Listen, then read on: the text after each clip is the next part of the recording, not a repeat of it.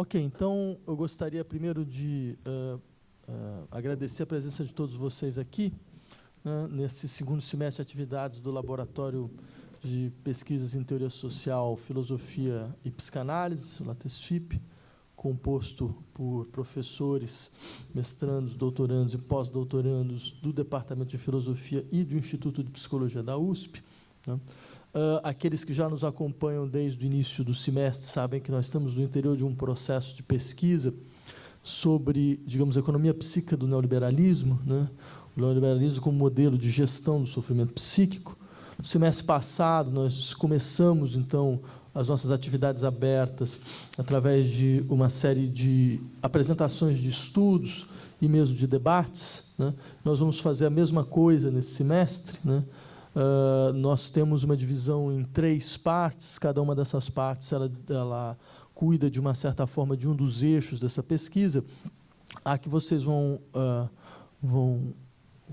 acompanhar hoje diz respeito a uma análise, digamos, da gênese do conceito neoliberal de sujeito, né?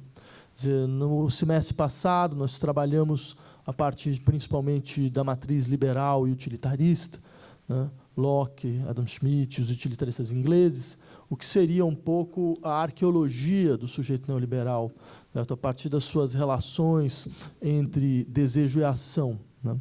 Nós avançamos em direção a esse processo, né? E nessa apresentação de hoje vocês poderão acompanhar um trabalho feito a partir do impacto da teoria marginalista, né? Na constituição mesmo do horizonte do pensamento da psicologia implícita do neoliberalismo, né? Porque trata-se, na verdade, de insistir que um modelo como o neoliberalismo não é apenas um modelo econômico, né? Não é apenas um modelo que diz respeito aos sistemas de trocas econômicas e circulação de bens e de riquezas. O neoliberalismo, antes de mais nada, um modelo de gestão social.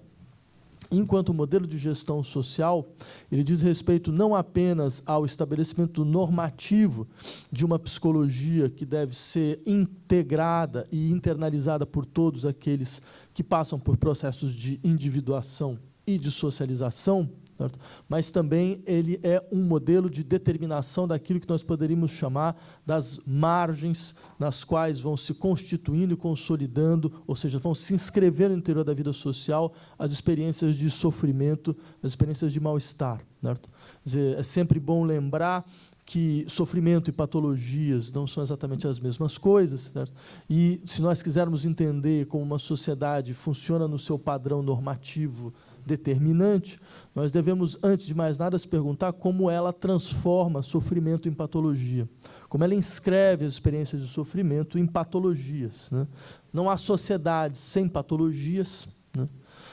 Ou seja, patologias elas são elementos fundamentais de reprodução social, certo?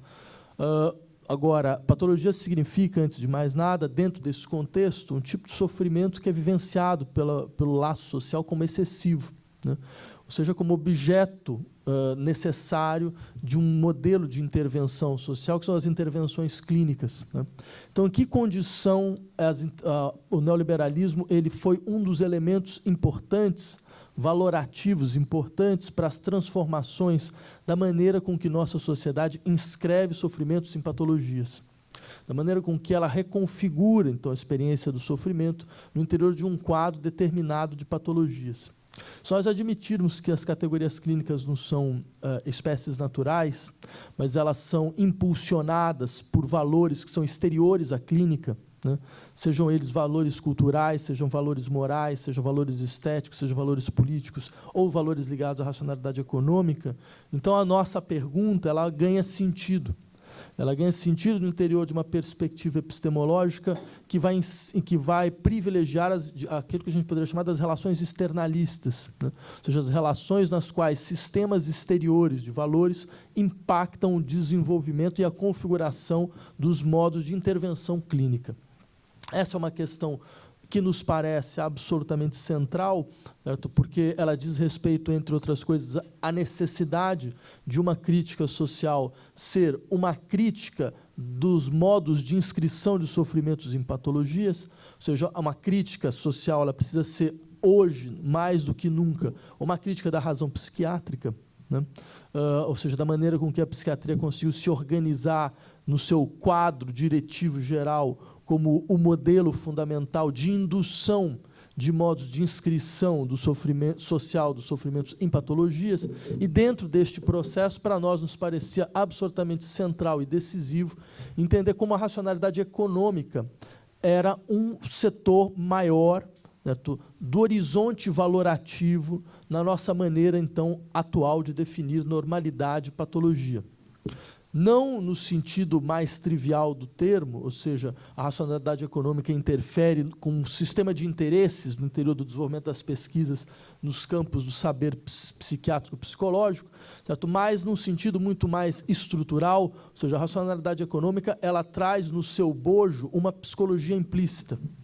Uma psicologia implícita, ou seja, ela traz um modelo de ação racional, de compreensão do que significa ação racional, do que é um sujeito capaz de agir de maneira racional a partir das demandas e das expectativas do interior da vida social, que vai ter forte força de indução em outros campos das práticas sociais, entre eles, de maneira bastante privilegiada, o campo da clínica, né?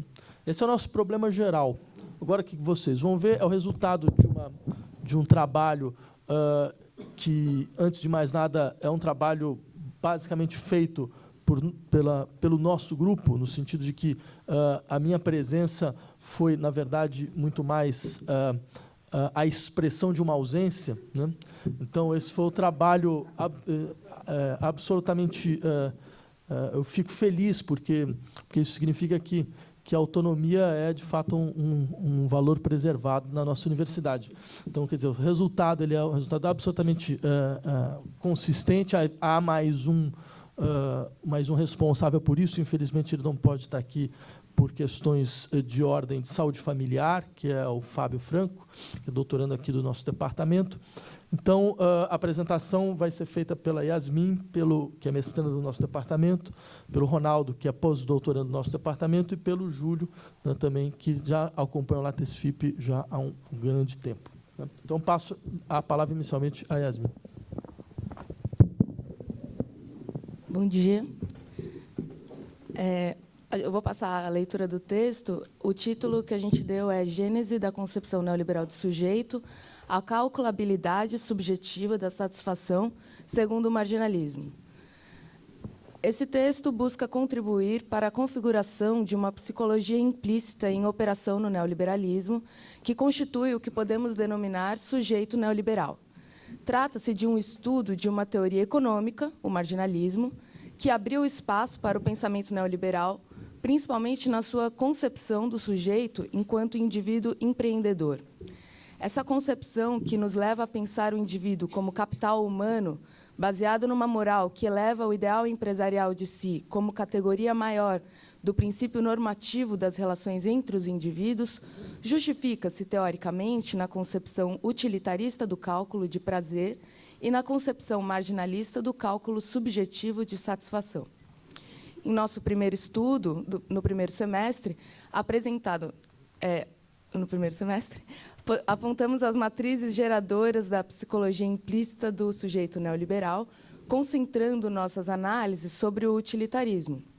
No texto de hoje, o foco se desloca para o marginalismo, que ocupa a posição intermediária entre o liberalismo clássico e o utilitarismo, de um lado, e o neoliberalismo, de outro.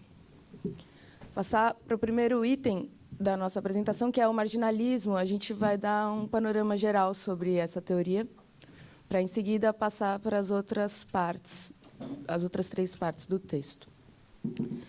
Boa parte das análises econômicas atuais são baseadas em conceitos advindos de teóricos ditos neoclássicos, cujos trabalhos datam da segunda metade do século XIX. Chamados também de marginalistas, esses autores teriam contribuído para a constituição da economia como ciência. Mas, assim que se penetra nos textos fundamentais do marginalismo, é possível perceber que há divergências importantes entre esses autores. Tais diferenças, longe de terem sido resolvidas, subsistem nas várias correntes do liberalismo econômico atual, o que torna essencial o reconhecimento das divergências teóricas para além de sua aparente homogeneidade.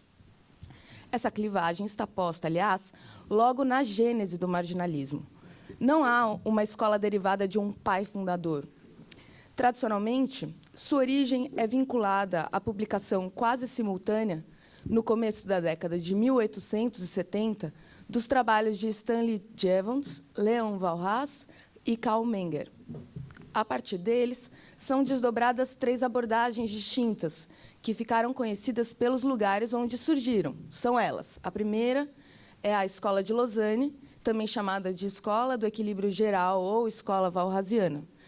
Alguns intérpretes imputam apenas a essa corrente o epíteto de neoclássica, uma vez que foi Walras que atingiu o maior nível de formalização nas modelizações matemáticas. A segunda é a Escola de Cambridge, que é ligada ao nome do Jevons.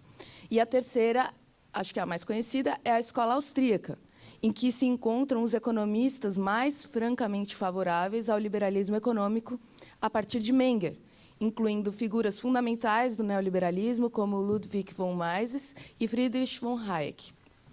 Foi através desse livro, Declara Mises, a propósito dos princípios da economia de Menger, que me tornei economista. Fecha a citação. Antes de passar às divergências entre os marginalistas, é preciso explicitar os princípios comuns a essas diferentes correntes. De modo geral, é possível dizer que o marginalismo constitui uma alternativa à economia política clássica, de Adam Smith e Davi Ricardo, assim como a crítica a ela feita por Karl Marx. Esses autores, tanto os clássicos como os críticos à economia política clássica, partem da matriz... os autores do marginalismo, os ditos neoclássicos, partem da matriz utilitarista estabelecida principalmente por Jeremy Bentham e John Stuart Mill, para conceber modelos de funcionamento da economia baseado no cálculo do valor-utilidade de uma mercadoria. No que se refere à gestão de recursos e à atividade de troca, o que prevalece é a busca individual pela maximização de seu bem-estar. De uma perspectiva marginalista, a centralidade do valor das mercadorias não está na quantidade de trabalho utilizada na sua produção, como preconizam os clássicos, mas na função entre disponibilidade da mercadoria e a satisfação que ela fornece ao consumidor. Ninguém vai ao mercado oferecer um bem por oferecer, pois a demanda constitui o fato principal para a relação de troca, sendo a oferta sua consequência.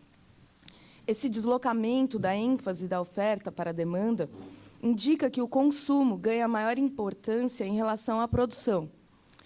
Segundo os marginalistas, a utilidade de um bem não somente é variável em relação aos indivíduos, mas também difere para um mesmo indivíduo segundo a quantidade disponível desse bem no momento em que ele aprecia a sua utilidade. Algo abundante, como, por exemplo, o ar, não tem nenhum valor, ainda que ele seja necessário. Em outras palavras, o valor de um bem se funda no julgamento subjetivo de cada indivíduo quanto à sua utilidade em função à sua escassez no mercado. Resumindo, a teoria marginalista é construída a partir da relação entre oferta e demanda. À medida em que a quantidade de bens consumidos aumenta, ocorre a diminuição progressiva da utilidade desses mesmos bens. O valor de um copo d'água é, pois, tanto menor quanto maior é o grau de satisfação do indivíduo a cada nova unidade consumida. A utilidade marginal é, portanto, sempre decrescente. A partir desse princípio, abre-se a possibilidade de calcular a tendência dos preços, do lucro e até mesmo dos salários, sendo o trabalho percebido como uma mercadoria igual a qualquer outra.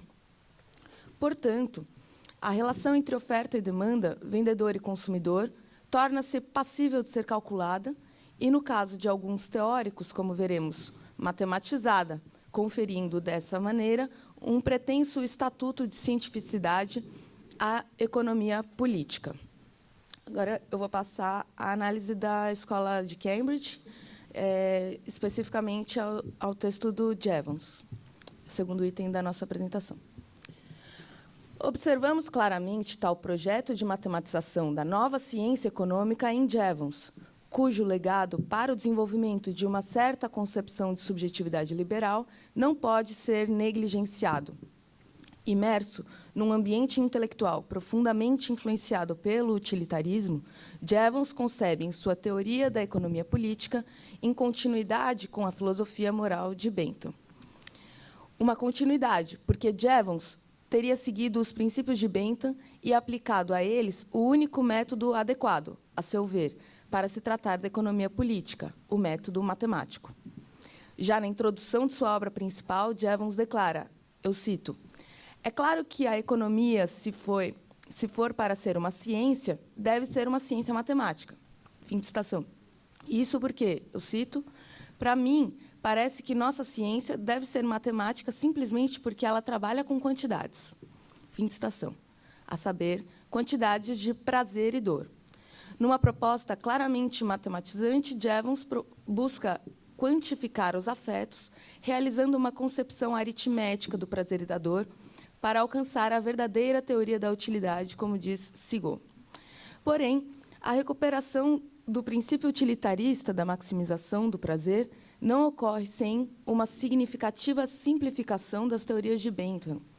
Com efeito, das 7 circunstâncias ou dimensões que Bentham definiu para avaliar os sentimentos, que são a intensidade, a duração, a certeza, a proximidade, a fecundidade, a pureza e a extensão, Jevons seleciona somente 2 deles, o que torna possível a representação da utilidade num gráfico bidimensional. Tal simplificação resulta de um processo em 2 atos. Primeiramente, observa Sigaud, Jevons exclui as 3 últimas circunstâncias elencadas por Bentham, que é a fecundidade, a pureza e a extensão, e tratar-se-iam de dimensões que interessam mais a teoria moral e menos ou nada a economia política. Em segundo lugar, a proximidade e a certeza poderiam ser reduzidas à intensidade e à duração, uma vez que a maior ou menor proximidade ou probabilidade de um certo evento implica em maior ou menor prazer para o agente. Tudo se passa como se o esforço epistemológico de Jevons consistisse em purificar o cálculo utilitário benthaminiano de qualquer traço moral, não para recusar sua importância, mas para legitimar a cientificidade da economia política, excluindo-a do campo moral. Diz Jevons, eu cito, qualquer coisa que produz prazer ou previne dor pode possuir utilidade, mas nós devemos tomar cuidado para não restringir o significado da palavra utilidade por qualquer consideração moral. Fim de citação. Afirmações dessa natureza levam a uma mudança radical do papel da subjetividade no cálculo econômico. Por subjetividade, Jevons entende a relação de atração existente entre um ser desejante e aquilo que ele deseja, cuja compreensão por parte do economista deve se restringir a termos estritamente quantitativos. Em outras palavras, e diferentemente dos outros protagonistas da teoria marginalista, caem para fora dos limites da ciência econômica considerações sobre os determinantes fisiológicos, psicológicos ou sociais da ação humana. Aliás, é também sobre esse ponto que se situa a recusa de Jevons da teoria utilitarista de John Stuart Mill, segundo a qual seria possível distinguir prazer de elevada e de baixa qualidade. Para Jevons, não se trata de recusar a existência de qualidades distintas de prazer. O problema está no fato de Mill pressupor a existência de um juiz externo responsável por emitir um veredito sobre tais qualidades. Se Jevons prefere o utilitarismo de Bentham, é porque, eu cito, nenhum juízo externo está envolvido na sua abordagem. Qualidade, então, não é mais uma característica exógena, ao contrário, é endógena, na medida em que o próprio indivíduo julga a qualidade de prazer ou dor que ele antecipa. Fim de citação. Pelas mesmas razões ligadas à radical subjetividade dos desejos, Jevons rejeita a possibilidade de se realizar comparações de sentimentos entre indivíduos. Eu cito, o leitor perceberá novamente que nunca houve, em nenhuma instância, uma tentativa de comparar o montante de sentimento em uma mente com o que existe em outra. Fim de citação. Sendo assim, resta saber se é possível alguma avaliação social da utilidade das ações ou, retomando os critérios benthaminianos, se a utilidade de uma determinada ação pode se estender a outros indivíduos, gerando prazer a um maior número de pessoas. Porém, apesar de Jevons não negligenciar a importância dessa discussão, ela está ausente da teoria da economia política. Seu objetivo é purificar a economia política, deixando as dimensões da pureza, fecundidade e extensão, tal como Bentham propunha, a teoria moral. Sendo assim, podemos afirmar que Jevons matematiza o princípio utilitarista da maximização do prazer, estabelecendo uma clivagem epistemológica radical entre a ciência econômica e a teoria moral. Passo a palavra para o Ronaldo.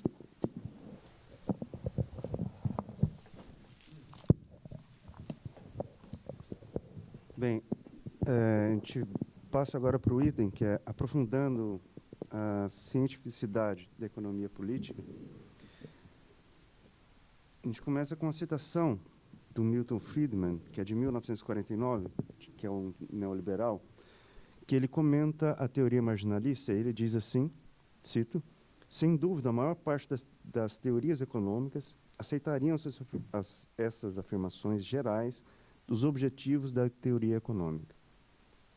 Ele diz assim que essa teoria econômica seria uma razão sistemática organizada de métodos sobre problemas econômicos, baseada em alguma evidência factual sobre as formas de ações e causas. Ele continua, mas nosso trabalho calunia nossas profissões.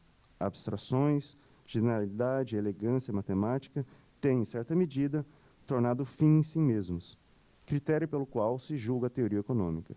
Os fatos devem ser descritos, não explicados. Ou seja, uma teoria neoliberal, como o Friedman vê, na teoria marginalista, ele vê um ganho que se destaca exatamente na questão da matematização da oferta e demanda. É certo que Marshall, que é desses marginalistas, que não foi citado, mas é da mesma época, é certo que Marshall também destaca a importância da matemática na economia política. Ela seria uma ferramenta para calcular. Mas, apesar de ser descrito enquanto uma ferramenta, o que interessa para Marshall, pelo menos a questão que vê Friedman, é a possibilidade de formalizar a economia política. Quer dizer, a questão neoliberal principal é a formalização da economia política, que Marshall teria estar colocando em jogo. Sendo assim, a teoria econômica de Marshall teria dado as bases para o pensamento neoliberal, principalmente a concretude da relação entre demanda e oferta. Mas Marshall não parece ir tão longe quanto Friedman gostaria. Por exemplo, no texto que ele escreve, que chama-se A Curva de Demanda Marshalliana, Friedman diz que a teoria de Marshall, mesmo que tenha aberto espaço para pensarmos economia no século XX, ainda não teria sido tão severa na matematização da curva de demanda e oferta. Marshall está mais próximo da escola de Lausanne, também chamada de escola do equilíbrio ou escola de Bauhaus. Nessa concepção, por meio do conceito de utilidade marginal, é possível calcular em que circunstâncias o mercado pode chegar ao seu equilíbrio. Ou seja, quando todos os portadores de mercadorias obtêm a maior satisfação de suas necessidades. Sendo assim, na tentativa de encontrar um equilíbrio entre demanda e oferta, a economia política, principalmente de Marshall e de Bauhaus, busca formalizar o que cada indivíduo necessita e deseja diante do que o mercado pode oferecer para satisfazê-lo. A formalização consiste, basicamente, em quantificar o quanto algo é útil ou não a um indivíduo. Essa quantificação se estabelece a partir da utilidade marginal de qualquer bem. Cada vez que uma unidade de um produto adicionar uma satisfação menor... Não, peraí, desculpa. Eu me perdi aqui. Cada vez que uma unidade de um produto adicionar uma satisfação menor com o tempo, aquela unidade perde seu valor, tornando o produto menos valioso devido à sua abundância.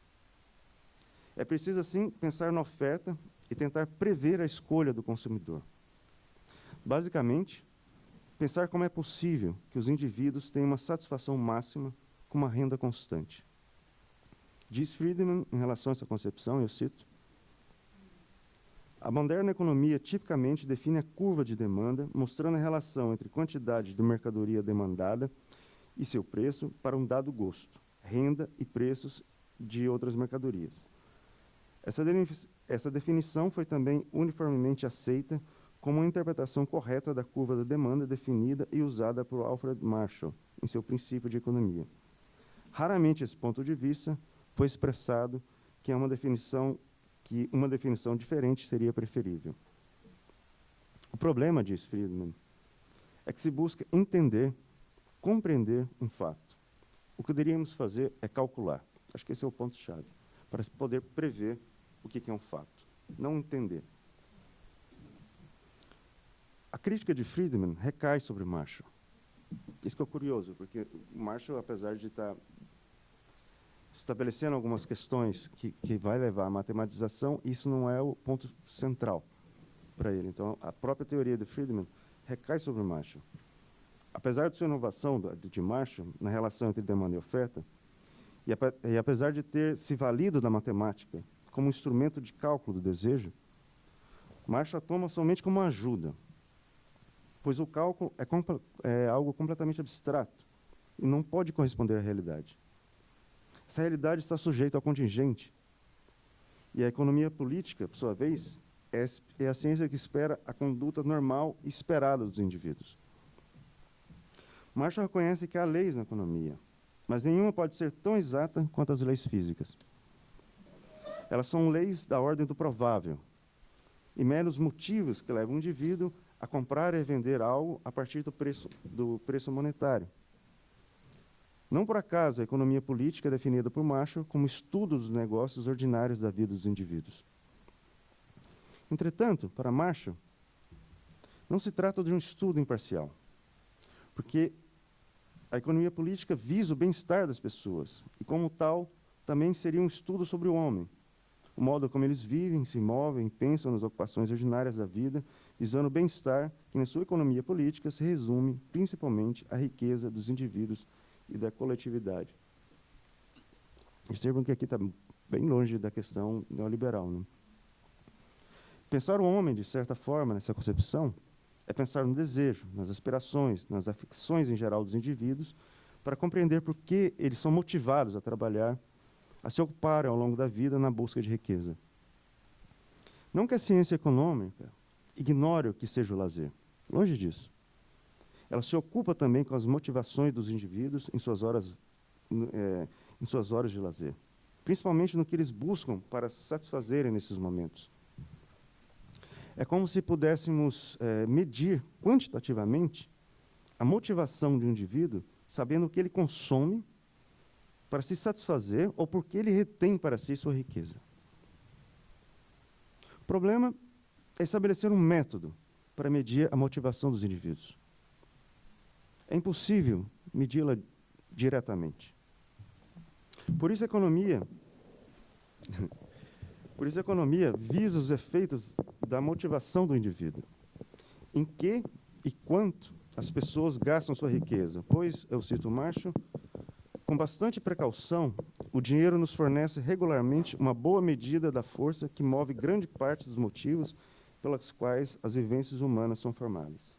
Não sei se estão acompanhando, a questão é que, como não tem como medir o prazer de uma pessoa, como uma pessoa gasta o dinheiro, é simplesmente a partir do dinheiro, não tem como medir diretamente o desejo. Aconteceu alguma coisa estranha.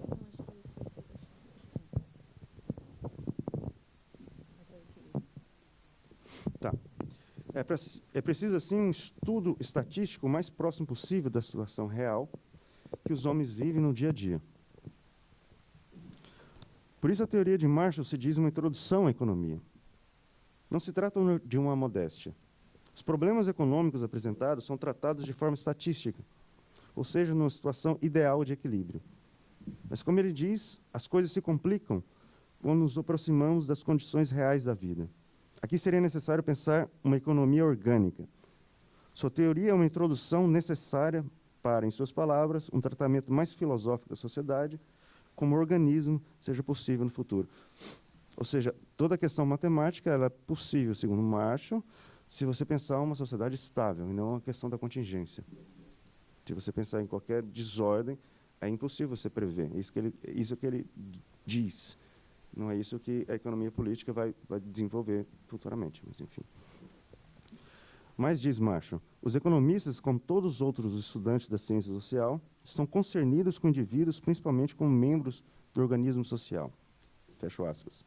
E não só das motivações do indivíduo tomado como um átomo. Não se trata, assim, de um estudo do indivíduo, mas como ele se comporta no meio social.